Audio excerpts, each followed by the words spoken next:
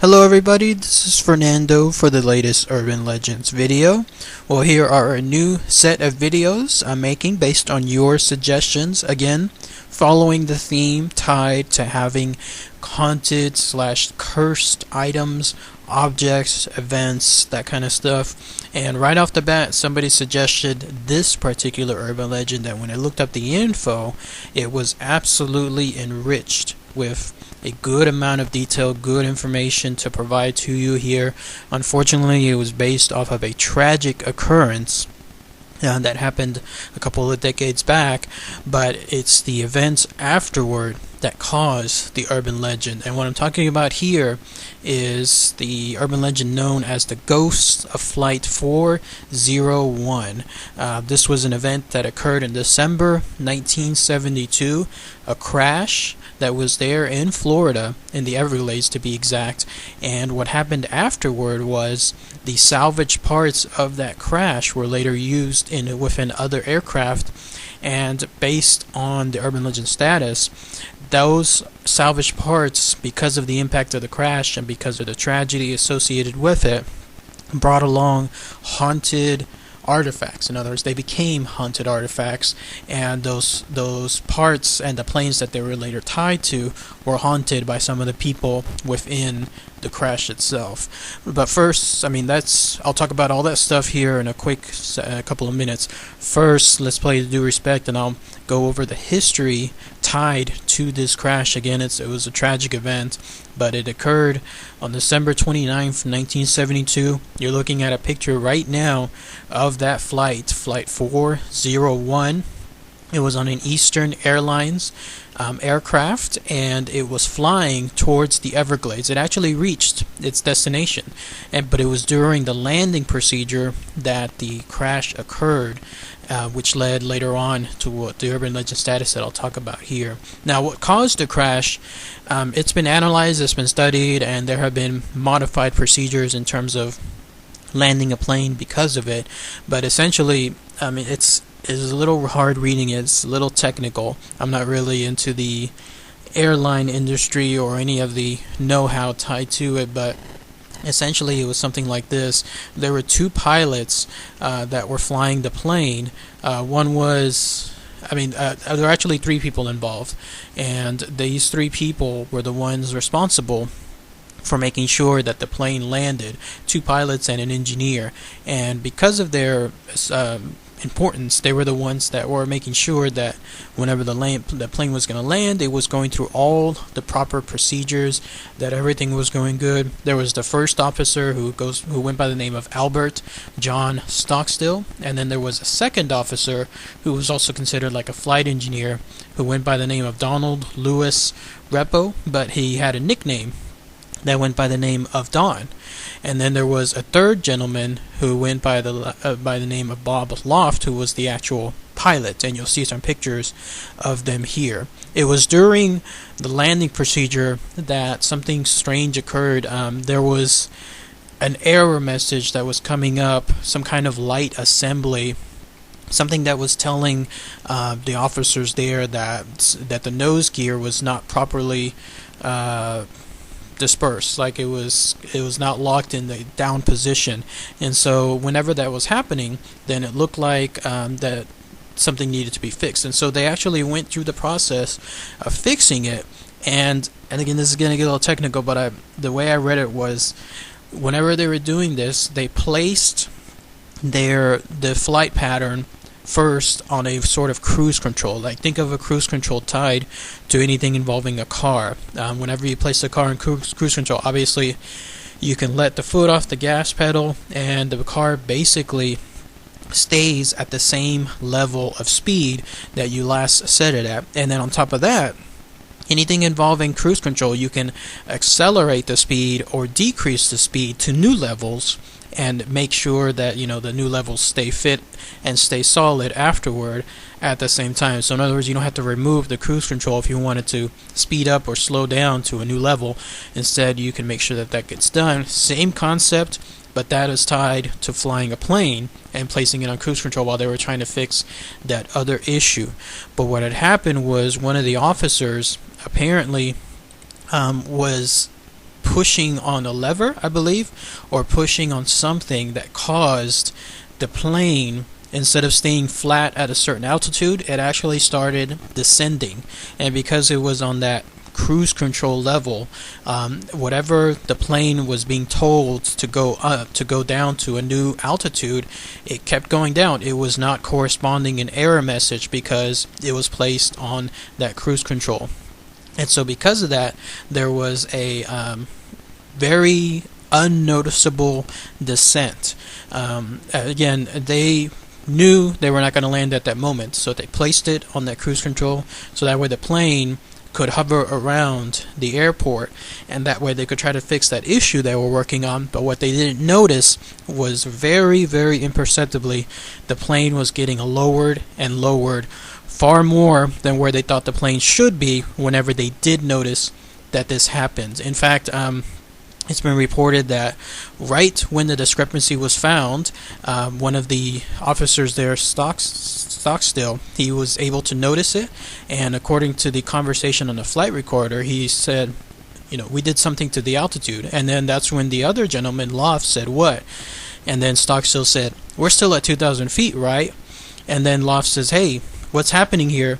And then less than 10 seconds later, at that point, they surely would have no doubt noticed that the plane was well below altitude. In fact, it was probably heading straight towards the ground, because 10 seconds later, it impacted right there on the Everglades at 227 miles per hour. I mean, it just went straight to the ground at that speed. Imagine being in a car crash.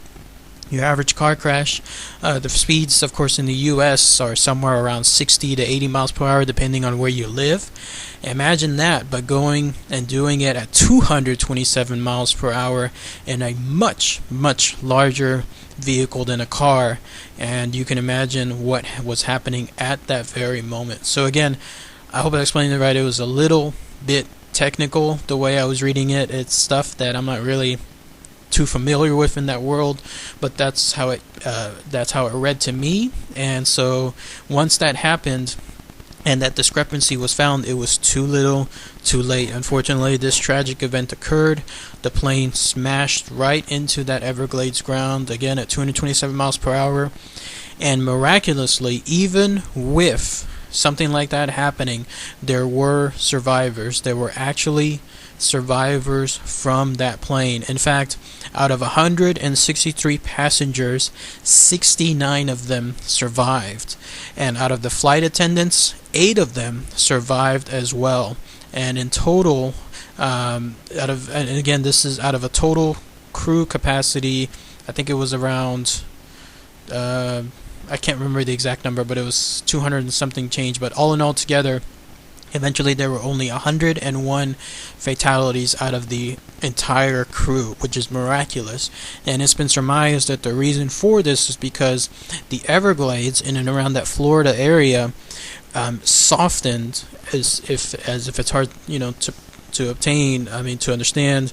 But yes, the Everglades, something even going as fast as 227 miles per hour, slamming into that ground, the Everglades, because of the soft condition of the mud, softened the impact, which saved lives. And then on top of that, the mud itself was theorized to have prevented people from bleeding to death, because it was instantly blocking wounds created from the crash on the survivors' bodies. So it was something that, again, astounding as it sounds, as something like this happening, a full-blown crash into the ground itself, there were still survivors. Now, the after results of this crash, what had occurred was the plane was considered salvageable. It's just what happens. Anytime there's a large mechanical device and it's no longer operational, one of the first things that occurs with companies is trying to make sure if the parts are salvageable, so that way they can try to strip the parts away and then use them towards other departments, towards other machines. Again, it happens. One thing, for example, that stands out was that that cruise line that occurred. I believe it was somewhere near Italy, where that cruise line essentially flipped over. And when that happened and the boat was declared obviously no longer operational, then it was repaired only to the point that it was later stripped for parts. It's the same thing that happened with this plane here. Now, the urban legend part comes from this. Because of what occurred with that crash, because of the tragedy, because it was so unsuspecting what had occurred with those pilots in particular, and the engineer Bob Loft, the pilot, and then the other pilot slash engineer Don Repo, they have apparently been haunting the other planes that had those salvage parts. Because what company did again is they took those parts, stripped them off the plane, and then they used them as materials on other planes. But unfortunately, and nobody knew about this when that occurred, those parts became, I guess you could call it, cursed, because they took with them the haunted ghosts of Bob Loft and Don Repo. In fact, here's what some of the testimony has been found tied to those experiences. Sightings apparently occurred of these men appearing and just appearing out of thin air, and people would recognize them. They would recognize them as the people that were on board, and they would start thinking to themselves, why is this person doing here? By the way, they would appear in the plane themselves. Apparently, Repo, for example, appeared to a captain there on the plane and told him straight up front, told him there will never be another crash. We will not let it happen, and then disappeared at that point. There was another female passenger who was on a flight, and she was apparently sitting next to somebody, and this person stood out, and that was because this person looked pale and they looked ill. They wouldn't speak, probably even when the female passenger maybe would try to drum up some kind of conversation. They wouldn't. But then once that happened, and a stewardess came by, probably to try to ask this gentleman, would you like some drinks?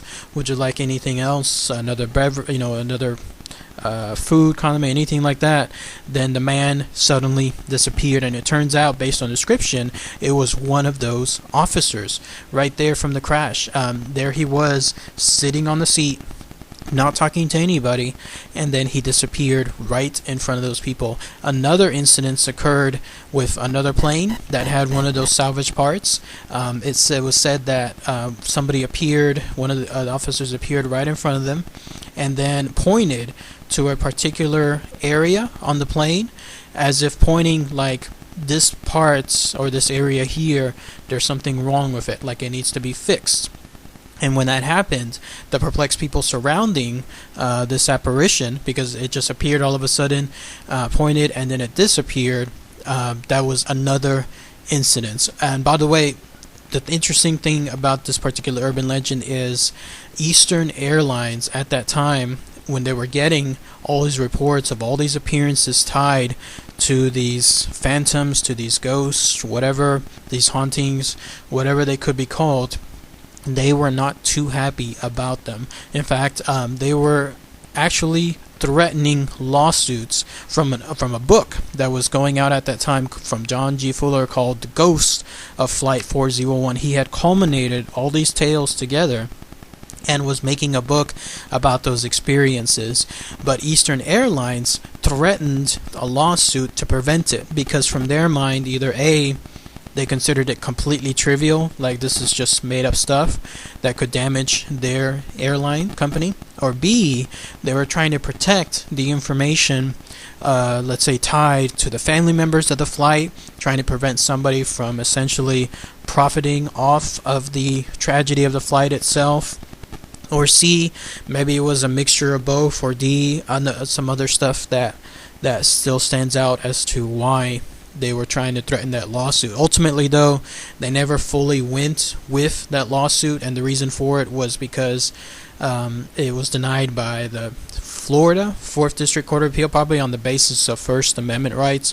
Anything involving books, they have a huge protection. You can write a book practically about anything, and so anything involving a lawsuit to prevent a book from being published, it's very, very hard to do so. Although some of the family members of one of the pilot Loft they did sue the author because of, in their mind, it was an invasion of privacy, and as far as anything involving emotional distress and what it was causing towards them as widow of the fallen father, and of course as the son and daughter experiencing their father being lost, but they still lost as well. But yeah, those are some of the experiences tied to the ghost or the haunted flight of Flight 401, and this was because, again, those salvage parts, because of the impact of the crash, because of the suddenness of it took with them, and that moment, the shocked expression tied to those lost souls. And so those parts, once they wandered into several other airplanes, as again is traditional and is customary when it comes to companies making sure that no piece of metal or nail is lost in transition. They wanted to make sure that it's placed onto other parts to save money. It ultimately took with them a curse or a haunted set of experience. Nothing really too bad though, because I was trying to see if there was anything negative that people were saying about those apparitions, about those appearances, but nothing like that. But it did get to the point that eventually Eastern Airlines put their foot down, and they went and they took all those salvage parts within those other planes, and they took them away. Like, they replaced them with brand new parts, and it was at that point that the hauntings, that the curse, the apparitions stopped. There was no longer any instances of those items occurring again. So very fascinating, very interesting stuff. So what do you guys think? Ghost of Flight 401. This is a pretty recent in a sense compared to other urban legends. Urban legend because of the tragedy again that occurred back in 1972 and the after effects of it. And again, I hope that I told the way and why the crash occurred in an effective manner. If anyone has a better way of explaining it, please post your comments, share them below. If anyone has any other situations that are tied to the apparitions, tied to the ghost appearing on there. In fact, there was another one regarding a flight attendant. She apparently saw the pilot again, Repo's face looking out from an oven, and whenever she saw that, Repo warned her, watch out for the fire on this airplane, and that's when apparently that plane encountered engine trouble, but it saved the plane once it was later examined from crashing. Fascinating stuff. So again, if anyone has any other similar stories tied like that to this particular urban legend, please, it would be fascinating to hear. Post your comments, absolutely share them below. So alright, thanks again everybody. Take care as always. Bye.